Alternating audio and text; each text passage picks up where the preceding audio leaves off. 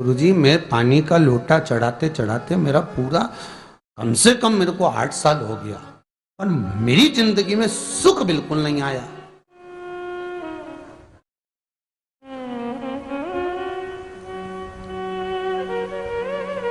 हमने कहा तूने कैसे चढ़ाया, वो भी तो सुने। तो क्या कैसे, क्या स्नान करा और मंदिर जाके लोटा चढ़ाया पानी का। अच्छा, अब मैंने कहा तू चुप रहे।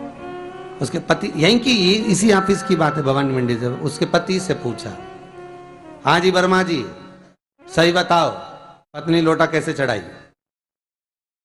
गुरुजी, ना जाने कहाँ के महाराज के चक्कर में पड़ी, लोटा भर के पानी चढ़ाने जाए, नहाने के बाद बच्चा इतना सा रो रहा, चिल्ला रहा, पर उसको टच तक नहीं करे, किसी चीज के नहीं छुए, और बिल्कुल कोरी की कोरी साड़ी पहने, धुली हुई, पहले ही बाथरूम में टांग के धर दे, उसको कोई छू नहीं सकता, टाविल टच नहीं कर सकता, और ऐसी जाके शंकर जी के फिर लोटा चढ़ाए।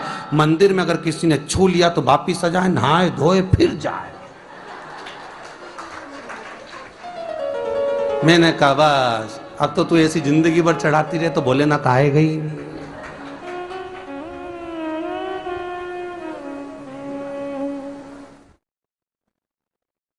सत्य बोलो रे, मिलेगा। कई लोगों ने पूछा शंकर को रिझाने के लिए कौन से कलर के कपड़े पहने कि शिव राजी हो जाए। शंकर को पाने के लिए कपड़ा बदलने की जरूरत नहीं होती, शंकर को पाने के लिए कलेजा बदलने की जरूरत होती है, शंकर मिल जाता है। कपड़े से शिव कभी नहीं मिला साहब। आप कौन से कलर के कपड़े पहन रहे हो, ये शिव प्राप्त नहीं करोगे हो। सफेद पहन लिए, लाल पहन लिए, केसर के पहन लिया, उससे शंकर नहीं मिल रहा हो। बहुत सारी रुद्राक्ष की माला धारण कर ली, हाथ में भी खूब सारा रुद्राक्ष पहन लिया, यहां पर भी पहन लिया, कान में भी रुद्राक्ष धारण कर लिया, जटा पे भी रुद्राक्ष लगा लिया, उससे शिव नहीं मिलने वाला हो।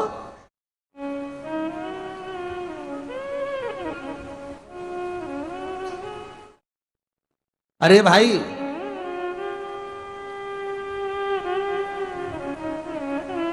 किसके पास में जा रहे हो आप जल चढ़ाने के लिए? जम के बोलिए जरा। शंकर जी के पास। शंकर जी कौन है?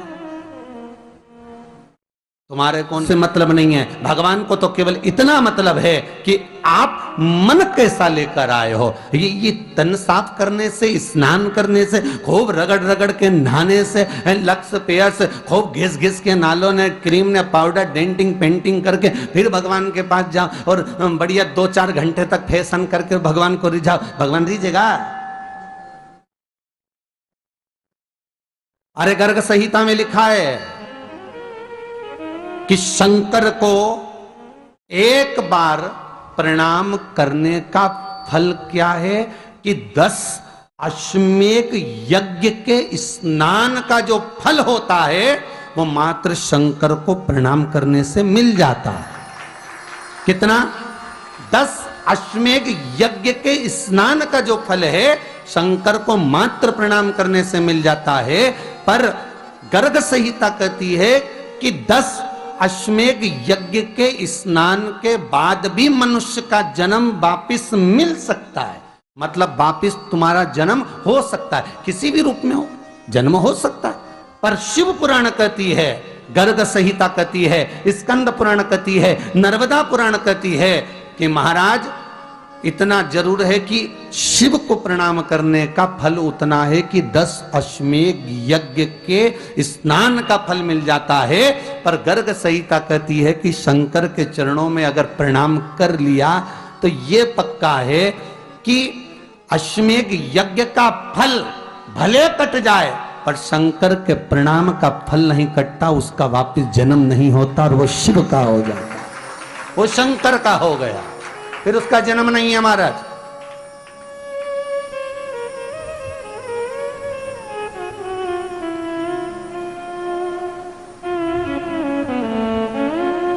पति से कहा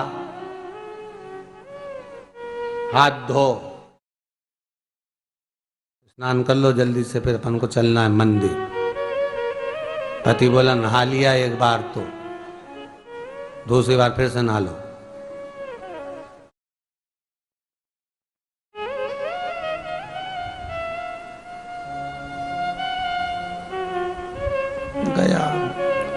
नी के ना माने तो कई घर में चंद्र घंटा से माथा बिड़ा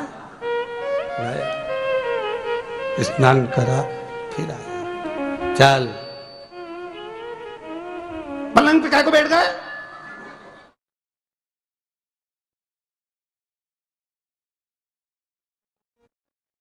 पलंगी तो है।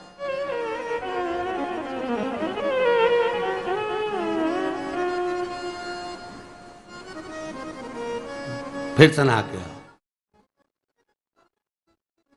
अब ये फिर नहवाने भेज दिया। होता एक सास बेचारी मायके जाना था, मौसी की यहाँ शादी थी। अब उसने बहू से कहा बेटा मेरे को जाना है, अपने घर में छोटे से लड्डू गोपाल उनकी सेवा है, तू एक काम कर कि तू सेवा कर लेगी क्या? हाँ मम्मी, उसमें क्या है, करना क्या है तुम बताओ। बस सुबह से 3 बार ताली बजाना, भगवान को उठाना, पात्र में रख के नहलाना, उनको पोंछना, कपड़े पहना देना, इत्र लगा देना, चंदन लगा देना, मुकुट लगा देना, सुंदर अलकावली सब पहनाने के बाद में भगवान को दर्पण दिखाना। जब भगवान को कांच दिखाए, दर्पण दिखाए, भगवान मुस्कुरा दे, तब भगवान को भोग लगा देना। हाँ मम्मी इतना तो मैं करूंगी, और बाद में भगवान को वापिस सुला देना। हाँ इतना सा कर लूंगी। सास बिचारी कह के चली गई।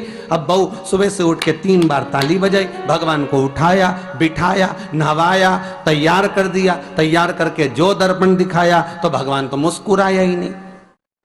अब इसको कौन समझाए कि पीतल की मूर्ति कोई हंसे है? पर उसने तो विचार करा कि सास कह के गई भगवान जब मुस्कुरा दे तो उनको भोग लगा देना। अब भगवान तो कोई मुस्कुराए नहीं, ये दर्पण दिखाया। इसको लगा कि मेरी सेवा में कोई कमी रह गई। इसने भगवान का कपड़ा वपड़ा वापिस उतारा, इनको वापिस रजाई में सुला दिया। अब भगवान को वापिस रजाई में सुलाया, फिर आ गई, 3 बार फिर ताली बजाई, भगवान को फिर उठाया, फिर बिठाया, बिठाने के बाद में फिर उनको कपड़े वपड़े पहनाकर फिर दर्पण दिखाया, पर भगवान तो मुस्कुराया ही नहीं। ये वापिस इस सेवा में गलती रह गई। वापिस इसने सब कपड़ा उतारा, भगवान को फिर सुला दिया। सुबह 8 बजे से नहवा रही, कपड़े पहना रही और सुला रही। 1 बज गई।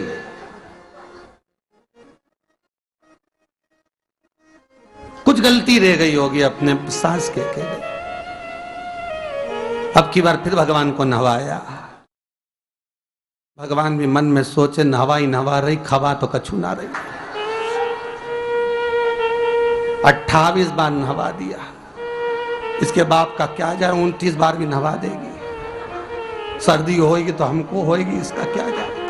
नहवा ही रही है और खवाती कुछ नहीं, फिर सुला देती है, फिर ताली बजा। अब क्या फिर आ गई और 29वीं बार फिर बैठ गई और फिर भगवान को नहवाया, कपड़े पहनाया, और पहनाने के बाद भगवान का श्रृंगार करके जैसे ही दर्पण उठाया, उठा के जो भगवान को दिखाने लगी, भगवान ने मन में सोचा अब की बार तो हंसी दूंगा, चाहे कुछ भी हो जाए। और भगवान दोनों दांत दिखा दिए।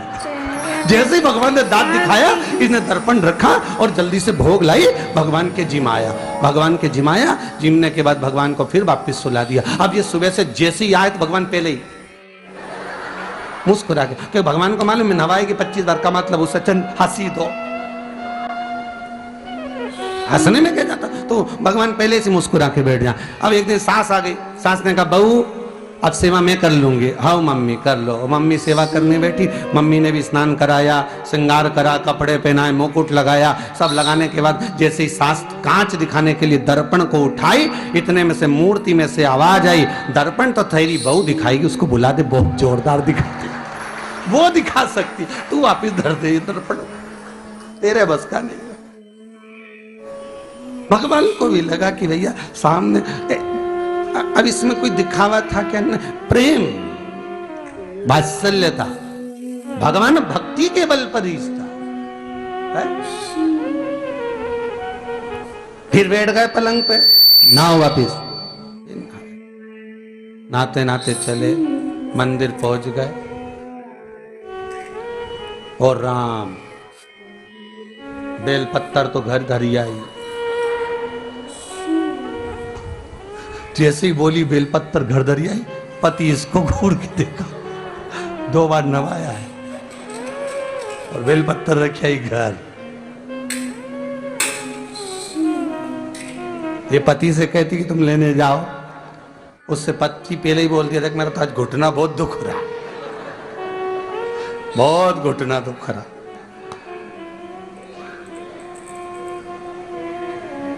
ठीक है, तुम बैठो, मैं आई अभी घर से। अब घर जाते जाते मालूम पड़े फिर कहीं का कोई छुआ गया तो नहाने बैठ गई। फिर आई, इसकी जो पूजन की थाली रखी थी, कोई भगत आया बेचारा, उसने सोचा मंदिर की थाली है, सब चढ़ा चुड़ू के चले गया सब। पति से बोली तुमने अकेले ही पूजन कर लिया, मैं तो करा ही नहीं।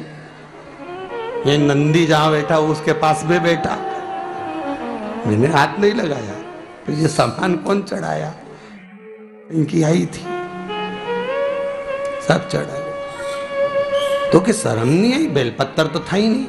तो क्या सियोर वाला महाराज की कथा सुनी थी, शंकर जी पे से उठा लिया, धो के चढ़ा के वो गई, वो चली गई।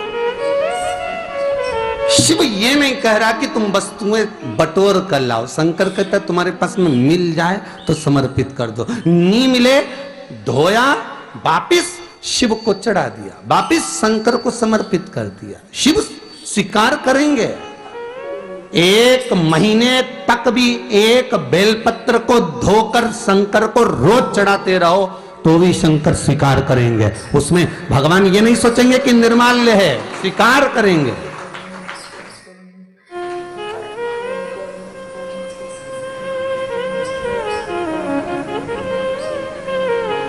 पर इसका मतलब ये नहीं है कि तुम मंदिर की घर से अगर पास में लगी हो, नजदीक में लगी हो, 8, 10, 15 घर छोड़कर कुछ थोड़ी दूरी पर भी बेलपत्र लगी हो तो लेकर जरूर जाना। नहीं तो कहीं कहीं की इतनी आलसन। उन्होंने कहा सियोर वाला महाराज बोला तुम तो उठा उठा के चढ़ा दो, तो भगवान के मंदिर में ही बेलपत्र नहीं जाए मालूम पड़े हो।